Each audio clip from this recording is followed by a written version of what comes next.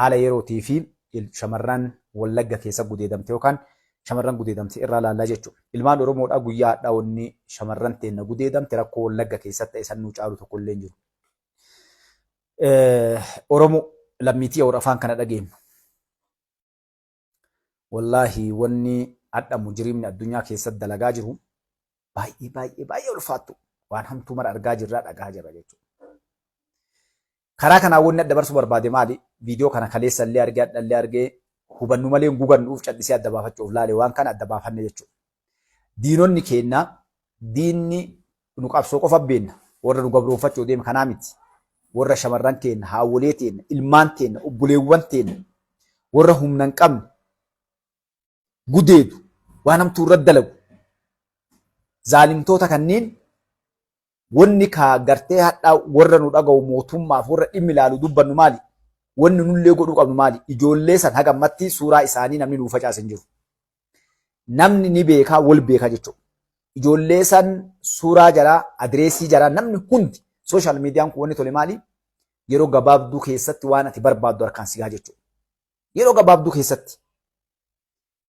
Shamarran hadha namni bakka hunda itti taphatu kana Nabii Rabbi alayhi salaatu wassalaam yeroo maa'ii ruhiin isaan keessaa baatullee isaan dhaammatan jechuudha. Isaan dhaammatan. Maaliif? Qaamni isaanii lallaafoo, humni isaanii, wanni hundi isaanii, qalbiin isaanii akkasuma laaftuu jechuudha. Waan ilmi namaa itti hiitatee tuquu miti zaalima malee jechuudha. Waa gartee waan ilmi namaa hamtuu namni 10 wal dabree irratti gudeedu taphachuu dhiisi namni lama tokkochinu harkaan qabee irreen itti deemee waan sana dalaguu miti. Fedhii daqiiqaa xiqqoo takka akka saayinsiin jedhu daqiiqaa 3 irraa daqiiqaa 7 dubartii takkaaf dhiirri takka dhufanii ajaa'ibsachuu. Sun kaamma zaalimni dhaqee humnaan gudeedu kanaa miti. Namni kaa gartee loonuu ilma namaatii miti jechuudha. Loonuu waliin gudeedu. Yoo waliin dhufe waliin haasa'ee walii galee eegasii gara hajat deemaa jechuudha loonuu. Ilmi namaa garuu loon illee hanqate. Humnaan qabee isii fedhii hin qabne innuu bar fedhii hin qabu. Zaalim zulmii deeman olaantummaa itti agarsiisu irreedhaan namni kun wallaalinna isaa jaahila ta'uu loon hanqachoo eenyurra dalagaa jira jedhee dhaabbatee yoo laale shamarra irratti waan kana dalagu dubartii irra waan kana dalagu Nabi Rabbi alayhi salaatu wasalaam waa afur akka nuutaatu nuu himan jechuudha. Waa afuriif isaaniin tunde isaaniillee qabaa goona. Tokko haadha irraa dhalattanii. Lama obboleetti kalee takka ciiftanii baatanii. Sadii ilmooteessa waliin isinirraa baate. Afur haadha warraa ta namni jaalatee hadha sii du'e lubbuu sii dhabee haniitiyyaa lubbuutiyyaa jedhee namni gartee walii gartee amma tiktookii feesbuukii kun waa hedduu nu garsiise. Nama akka itti boo dhiirama gartanii balaan akka itti buutu isii tana arfan kanaaf jecha laal. Qabaa godhaa fi horadhallee tiksallee amaana jee Nabi Rabbi alayhi salaatu wassalaam jechuudha. Zaalimni hadhaa hiriira itti galee laal isaan keessaa namni tokko rahammata qabu dhabamira. Rahammata dhabuu bara. Uummanni keenya safuu qabaa, amantii qabaa, aadaa isaatti uummanni keenya uummata ajaa'ibaa ture jechuudha. Hadha sun marti hin jiru. Hadhaa zinaan ifa bahee zinaan ifa bahuu bira dabree amma baradha shamarran gartee ta'uuf gurgurattu taqaamu fi gurgurtu taadha bar tasatti firii argatta beekta karaa gubbatti. Firii akka barbaadde ofiisi kadhattee waliin zinaallee daladdee waa mara daladdaa jechuudha. Irree kanaan maaltu itti ofii yoo jettani zulmii bakka gahu, hammeenya bakka gahu, halaaka bakka gahu nama tokko mee nama 10 keessaa obboleewwan tiyya mee laala nama 10 keessaa akkamiin namni tokko laa hin ta'u wanni kun jedhuun dhabame. Kanaaf maal jenna jarana waa hedduu haasa'aa turre waa hedduu iyyaa baane dhuga seerri Itoophiyaa keessa jiru ka gartee diinonni keenya kalee tumanii biraa deeman hagadhatti heeraaf seera biyya kanaa jijjiiruun hin danda'amne. Rakkoolee hedduu xaxaa hedduu deemaa jira. Rakkoo jira. Ijoolleen tun yoo qabamte hidhanii gadhiisan. Jiruu ijoollee tanaa balleessanii. Ijoollee hadha gudeedamte kana dogongorri dalagame tokko wanni isiniimu. Uf duraallee wanni namni keenya wal dhoorguu qabu maalidhaa? Ijoolleen tun jiruu qabdi jarana warri sooshaal miidiyaallee wanni mootummaallee waan kana gubbatti heera baasuu qabu. Nullee akka nam tokkotti wal dhoorkuu qabu. Nama kamuu haa inni yakka dalagu. Haa namni yakka irratti dalagu. Rabbi sodaadhaa viidiyoo namaa gadi hin dhiisina. Miidhama san garsiisuuf fuula nama sanii kaavar godhanii yookaan dhossanii gadhiisu. Ijoolleen tun jiruu qabdi. Boru haadha dhiiraa taati. Heerumtee mana horatti namarraa baate. Mooral waan jedhamtu jira. Saayikoolojii waan jedhamtu jira. Qorqalbiin ijoollee kanaa akka viidiyoon kun guyyaa qiyaamaa as gubbaa deemu tokko itti rifatan.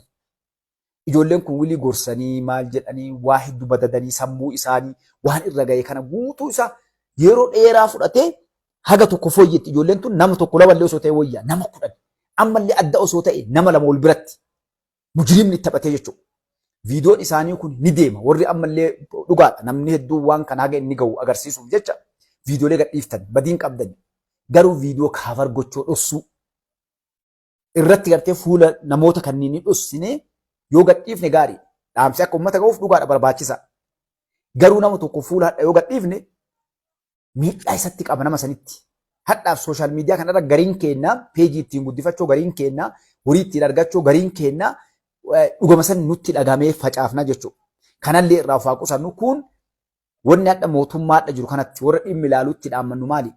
Ijoolleen kun barbaadamanii qabamanii osoo seerri kalee tumamee lafa jiru yeroo garii wanni tokko yoo dalagame akkaataa inni dalagamee murtaa'a jechuudha. Akkaataa inni dalagameen murtaa'a.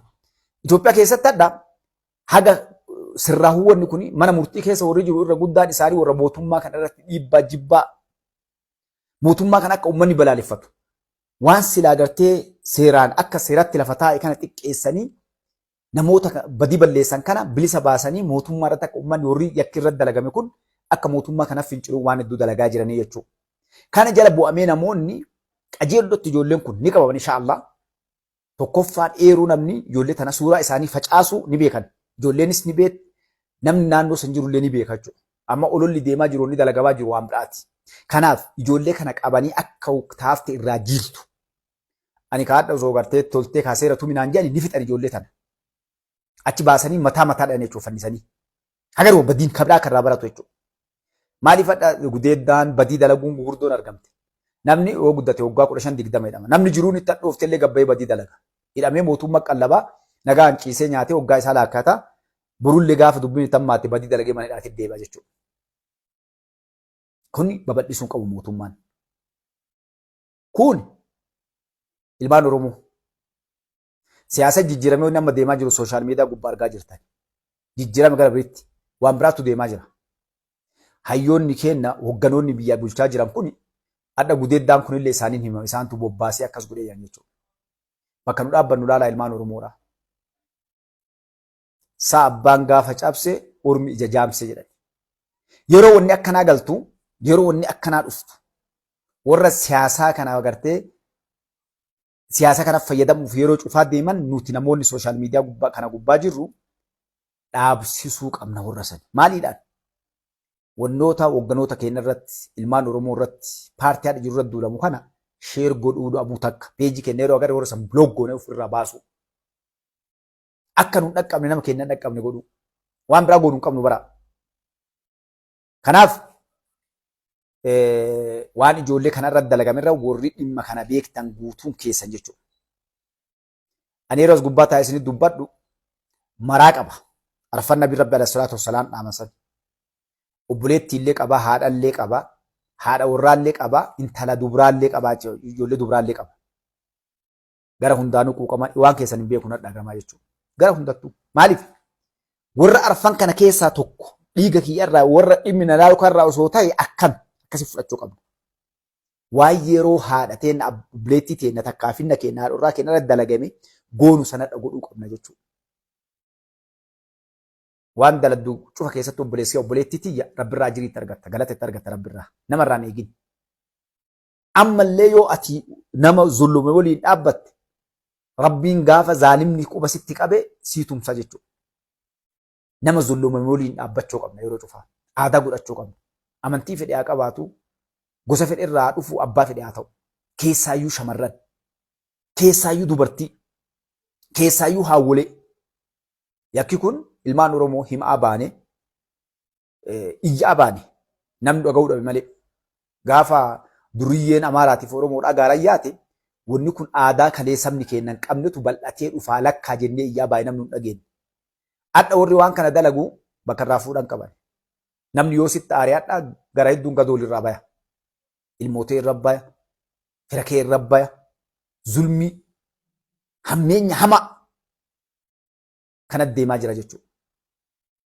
Shamarran Oromoo wanni isin dhaabu shamarran Oromootiif. Shamarran Oromoodhaa warri na dhageettan. Shamarri adaba qabdu. Shamarri haadhaa abbaa amantii ofii aadaa ofii saba ofii kabajju. Ta ofillee kabachiistu. Ta haadha dhiiraa ta'uu deemtu. Ta haadha ilmaanii taatee jaartii gaarii ta'uu deemtu. Waasii dhaama dhagaye. Biyya guddatte keessatti meeshaa jira ka shamarran qabatanii deeman. Biyya guddatte keessatti. Meeshaa shamarran qabatanii deeman ka ijaan nama afuufan ka iyyuu gosa adda addaatiin yeroo diinni si tuqe haga qawweetii hidhattee deemti shamarran Ameerikaa keessatti amma. Haga shuguxii hidhatanii deeman. Maaliif biyya san keessatti diraagaa jira, zaalima hedduu jira, waa hedduu jira. Shamarran Oromoo yeroo keessaayyuu ijoolleen baadiyyaadhaa. Keessaayyuu lafta shaneen turte, lafa faannoon turte, dhaamsi ani isinii qabu. Zaalimni dubartii namaa taan jijjiiree akka paantii jijjiiraa ture ulii isinii gabba'uu deema. Naa qabadhaa. Waan ittiin ofirraa ittistan ulee maan taane muka xiqqaa maan taane salphatti ofirraa dhoorgitan. Cinaacha laafaa namni amma qabatee isinittiin deemu kan ofirraa dhoorkuudhaaf sibiila xiqqaa takka harka keessan keessa qabattanii yoo deemtan nam tokko isin dhiyaatee waa isin godhuu hin danda'u jechuudha. Silaa hadha osoo teknooloojiin ani isiniin jedhu Ameerikaa suma jiraate isin hin jiru. Salpha jira wanti jannattee inni gartee sa'a lama inni diida san akka nama bofni iddeetiin silaa gartee gubatee iyyee gangalatee osoo inni iyyuu sa'a lama bakka fedha irraa dhufanii isa qabantu jira jechuudha. Garuu biyya keenya keessa jiru. Waan isaan gaggabsitu, waan janattu waa hedduu jira. Haasi qabu eeddee asi biraan ba'uu eeddeetti qaama isaatiin tuttee inni akka nama jawween iddeetitti iyyuuf na godhu jira jechuudha. Kun marti hin jiru garuu sibiila xixiqqoo takka seentii bitaa boorsaa keessa kaadhaa deema. Ufiin shanaafatee gara keessan dhufaa jechuudha garaa keessa kaaya. Haganum isin raafutti hin jirtu akkanumaan agartee namni isinitti taphatee deemuurra garaa baqassaa. Osoo shamarran Oromoodhaa takka waan inni akka dalagu kana hamtuu waan inni sirra dalaguu deemu kan ati irraa murte lamuun ittiin dhiyaattu jechuudha. Takka yoo shamarri Oromoo takka akkas goote. Zaalima kana agartee. Wanti ati godhu self defense ittiin faranjii yoo ati morma isaa dandeettee murte hin gaafatamtu. Seenaa dalaguu qabdi shamarran Oromoodhaa. Albeetii xiqqoon ni jirti, seentii xiqqoon ni jirti bitadhaa deema. Daalacha lafaan si dha'u eegi hin jarjaritti gaafa dubbiin akkasii si dhufte dhaabata nama wajjin qabsoon godhin. Xixiqqoo seentar keessa gaafa inni dhufe xiqqoo garaa tutta yookaan agartee bineensonni sitti hin deemu agartee xiqqoo si caggoota jechuudha. Salaama. Lamuu namni shamaratti dhiyaatu hin jiru. Kanaaf jettee achuun dhaqu yoo jette xiqqoo ija keessa dhaggodhiin mutaa qabadhu deeme yoo xiqqaate marfee ija isaa takka keessaa jirsi tokkocha. Sirraa oolaan jirtu. Wanni bineensaaf loon caalaa hamaan mee namni ilmoon namaa akkamitti fedhiin akkam ambar kana ajaa'ibsanii miti bara. Fedhii maaltu ilma namaa kanatti ka'ee namni kun bineensa akka irraa dubbadhu illee annaan galuu jechuudha. Mujrimuun malaala bakka dhaabbatu. Namni hiriira gadee ilmoo namatti akkamitti namni ilmoo namatti ilmoo namatti akkamitti namni kudhanii ijoolleen tun rakkoo isii gubbaa ga'e bara waan anaata mas gubbaa ta'ee mararfacha dubbannoo waan iyyanii dubbatanii bara. Ijoollee kana mujrimni kun dhukkuba meeqa jiraadha biyya tana keessa kaleecha gadi dhukkubni HIVdha akka onnaatitti Itoophiyaa tokkoffaa ture eegas Eertiraa dabe Itoophiyaan deebitee akkasitti deebi'aa jirti yaadha. Warri sooshaal miidiyaa kana gubbaa ooltanii waa hordoftan mee yuutuubii gubbaa dhaqaa ilaala shamarran meeqa galaafatamee HIV kanaan daaraa godha ilmoo namaa dhukkubatti irraan fayyine ka jiruu kan kee guutuu daaraa si godhu. Dhukkuboonni biraa akka gartee ilma namaa irraa gartee namatti dabru meeqadha kunyan kana keessaa tokkodha dhukkubataa tokko. Achi bira darbee hormaanni ilmaan tanaa ijoollee tanaa gadaamessaa jiraa irratti rakkoo dhufu. Humnaan itti wanni kun irratti dalagama fedhiimi. Wanni hundi jarana Ifa mallee naa godhaa yoo safuullee cabse namni as kee jirtanii wanni hundi isaatu namni dubartii takka waliin ciisuuf bare jalqaba qophaa'uu qabdi dubartiin sun bare. Gadaameessi isii jiidhuu qaba. Yoo osoo gadaameessi hin jiine dhiirri itti dabalame rigamee qaamni isii yoo madaa'e sadarkaa naqarsaatitti deema. Namni tokkochi 2 3 miti 4 miti. Fedhii isiitiin alatti hadha bishaan nama hagasii yookaan keessatti jigee bishaan kanarraa dhiqamee humnaan qaamni isii gadaameessaan isiidha. Rakkoon ammallee namoonni kun dhiirummaa itti fakkaata jaldeessa akkasii suni yaalumaan Oromoodha waan dubbannellee safuullee dhiifama irraa baane hadha wanni nu keessa dhaabbannu keessa jirtu isii hamtu jalana. Kanaaf mootummaan waan kana gubbatti keessaa mootummaan naannoo Oromiyaadha yoo waan kana irratti dalagee jiilchaa tokko kan mujrim irraa jiru hin dalagin waan jennu hin qabnu jechuudha. Wanas gubbaatee inni lallabnullee kanumaaf. Uummanni Oromoo uummanni naannoo san jiru keessaa uummanni bakki badiin kun dalagame hadha uummanni ala gabbahee karaa gabbahee iyyee iyyisiisee rakkoo tana ganda san keessaa yoo dhaamsini ijoollee tana baasee dabarsee yoo kennini namni gartee naannoo san dhalatanii jaartii teetiif ijoollee teetiif obboleettii tante biraa bayii salaama jedhi biraa deemu. Kun hadhaa gartee yoo lite mujrimni boru waan fedhe dalagee gartee hadha kaa biyyatti yaa'an guuttee biyya dhabaa bakka adda addaa lixaa dalagaa jechuudha. Ifin ijoolleen tun qabamtee yoo badiin xixiqqaan itti kenname uummanni galee cadhise yakka guddaa gad dhufuu deema jechuudha. Biyya namaa keessatti akka yakki dalagameen badiin kennama. Kama kalee seerri tumamee jiru. Kama kalee heeraaf seerri tumamee jiru yeroo yakki dalagame gosa yakka saniitiin murtiin kenname. Yoo sun hin kennamne uummanni gabbahee yakka san akka gartee seerri sun kennamu gooyisaa jechuudha. Uummanni keenya kana godhuu qaba. Kan naannoo itti galee qofaa miti. Gaafa uummanni naannoon itti gale kun waan danda'u godhee yoo mootummaan kana irratti gartee laafina agarsiisu taate uummanni Oromoo guutuun gabbahuu qaba jechuudha waan kana gubbatti. Amma bari kun eega kaa amma ijoolleen Oromoodhaa Oromoo irra kana dalaguu eegalte bara. Ambi akkam nu godhuu deemale. Namni gabbee ol galu hin deemu bara. Gabaa dhaqattee bishaan dhaqattee dubartii ol deemuu hin deemtu jechuudha.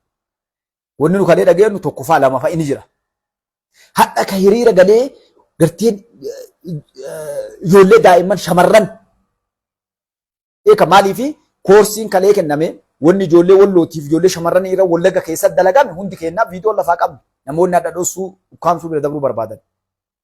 Aayyoo ganna 72 muka koree Wallagga keessatti dheefa 5 gudeedaniif. Aayyoon agami ganna 70 ol jechuudha. Bara Oromoon jirru bara. Iyyinee obboleettii teenya takka viidiyoo addunyaa kanarra facaafnee furmaata dhufa jennee kenne namni garagalee siillee laalee wal'aan illee jiru jechuudha. Shamarran Oromoo aayyoon Oromoo meeqatu hadha bakka lamaaniin gartee wanni silaa nama irraa bahu kun irraa bahuu dhabee akka ijoollee daa'immanii paamparii hidhattee meeqa deema. Waa meeqa dalagan. Tokko lama yeroo akka tasaa naannoo san waraanni bobba'ee dalage wadalli keenya kaa Ameerikaa jiruuf as jirullee nama adhamee uummanni dhaqa laala. Shamarran Amaaraa gudeedanii Oromoof deema bare nama Oromoo qaballeessuufi. Naannoo Amaaraa shamarran gudeedanii Tigraayii gartee 500 gudeedanii maalii godhee waraanni gartee fiildi maarshaal Biraanuu Juullaa bobbaas halkanii guyyaa akka wadalaa iyyan. Maaliif Oromoon nama gudeeddii gaafa zamana Oromoo Itoophiyaa keessa gudeeddaan heddummaate akkana godhu jechuudha. Maaliif aramadhe nuun jedha diinni keenya kaleessa. Gara jabeessa nuun jedha. Amma siyaasa gubbaa wanni deemaa jiru isin dhatta sooshaal miidiyaa maal jedha? Kun hojii Oromootiin isaa kalee jennee wilii gartee kanaa nama 10 nama 20 nama 30 50 shamarran saba sablammootaaf keenya gudeedu deeman jedhaa jiran jechuudha. Siyaasa wanni. Koorsii eenyu kenne kalee eenyu dalagaa ture gaafa nu kalee iyyinu. Shamarran Wallootiif shamarran Harargeedhaa Wallagga keessa yeroo hiriira galchanii akka loonii irra gahee jaldeessi waan ilmoo namaa irratti hin dalagne dalagan waan ilmoo namaa irra takkaan dalagamin. Aayyoo barsiisaa takkattiin tunni geetti osoo gartee namni haqa dalagu jiraate takkattiin tunni geetti bara. Aayyoo ganna 70 muka kore. Ta gudeedamtee waan beektuusi. Bara aayyoon ganna 70 80 nageenis aayyoon ganna 92 ta gudeedamte shaneedhaan. Wayitti lakkoofne maaliif? Shaneen mirga qabdi nama gudeedu nama ajjeesuu waan feete godhu. Uummanni keenya illee ni tumsaafi. Hin dubbatan. Osoo hadha raayyaan ittisa biyyaa tokko arganii inni gudeedeetii miti harkaan qabatee waan galu argine illee jechuudha. Isin dollee argine bara gaafa gartee Tigraayitti waraanni nama gudeedeedhaan naannoo Amaaraa gudeede jedhan akkatti iyyan agarra jechuudha. Addunyaan guutuun amnistiin namni addunyaa irraan dubbatiin hin jiru. ragaas fidaa jedhanii dhabarii cim jedhan malee addunyaa guutuu iyya keenya guutuun gabbahee akka wodala harree iyyaa bahee jechuudha. Kanaaf ilmaan Oromoo dhiifamallee naa godha waan gootammee na dhaga'a. Nuti Oromoon waan kalee hin qabne duriyyeen ijoollee Oromoo sobdee gaara yaafte warri qabsoo Oromoo karaa biraatiin godhuu dadhabe warri Oromoo tana salphisee araakkiiloo baasu akka uummanni itti ka'eetiin gartee dhabamsiisu godhuu dadhabe gosa hedduun deemaa turan itti milkaa'uu hin dandeenye jechuudha. Tokko bakkee rakkoon jiru mootummaan Itoophiyaa ilaalee sirreessuu qabu mana murtiiti. Tokkoffaan yakkoonni dalagaman kun yakka warri duraan dalaga yoo badiin isaa gahaan itti kenname kabiraa deebi'een dalagu. Baradhanu kana kaama gabbahee gudeedanii ala gabbaasan kana laalla. Duriyyee maqaa siyaasaatiin deemtu waa meeqa dalagdee beektanis? Nam meeqatu haadha maqaa irra qabanii yaa'aniin dubartii meeqatu ilmoo gara qabatee koortii dhaqee kasase beektanis hogganoota isin jala yaatan. Meeqa gudeedame beektanii shamarran Oromoo jaartiin jaarsa qabdu meeqatu maqaa siyaasaa kana mana waamanii gudeedanii itti taphatanii gaafisiin ulfooftee ari'an beektus hin beektan. Yeroo kana dubbannu ilmaan Oromoodhaa dhiifamallee naa godhaa sabni keenya kalee safuu qaba. Badiillee ni dalaga namni gartee ni jirti aadaa Oromoo keessa zinaa dalaguullee. Garuu akka zabana kanatti akka yeroo ammaa kanatti nuti akkaan agarre jechuudha. Yeroo namni wal keessa garagalee sabni silaa hadha gartee rakkoo jalaa bahee waan biraatitti dhiichisee harka dha'ee silaa gammadee utaalu gaggaragalee ganda keessa wal gudeeduu eegale. Gaafni Oromoo salphattee Gujii keessatti abbaa warraa ajjeesanii shaniin ajjeeftee abbaa warraa jechuudha.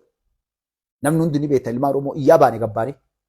Abbaa warraa ajjeesanii haadhaaf intala reeffa isaa irra ciibsitee gudeedde shaniin. Finnaafaa ilmaan daa'imman tuuwwan sadi teettee ilaalte namni hundi ni beeka waan kana. Ijoollee teessisanii isa osoo nu iyyinu abbaa warraa dura hidhanii jechuudha. Haadhaaf ijoollee dubara lamaa bira gudeedde shaniin mootummaa deeggarta jedhaniin.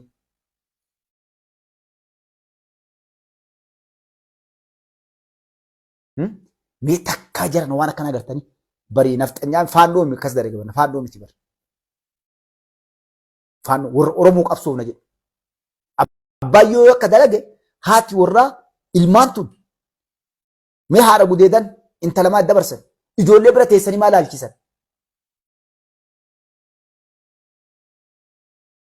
Hadha warri waan san dalage guutuunu galee harka kennatee nagaan taa'u jira. Abbaa warraa ajjeefame haadhaaf intalti gudeedamte ijoolleen daa'imman ijoolleen dhiiraa dubartii xixiqqoon sun teette waan haadhaaf obboleetti irra dalagan agarte. Warri sun kaadiriyaa dhagartee as keessa dhiichistu wajjin dalagaa ture warri gudeedellee amma galee isaan wajjin gartee bashannanu jira. Kun hundi wanni dalagamuuf diina nu keessa jiru. Galtuu nu keessa jirtu. Isi karaa banee ijoolleen hadha ijoollee shamarran daa'imman tana gudeeddeedhaan kan nama kana itti taphatte kakadheema kana dhagaa jirti ijoolleen tun. Wallagga keessatti wanni dalagamin hin jiru. Manni Wallaggaa uummanni Wallaggaa nutti haayimu gabbayee.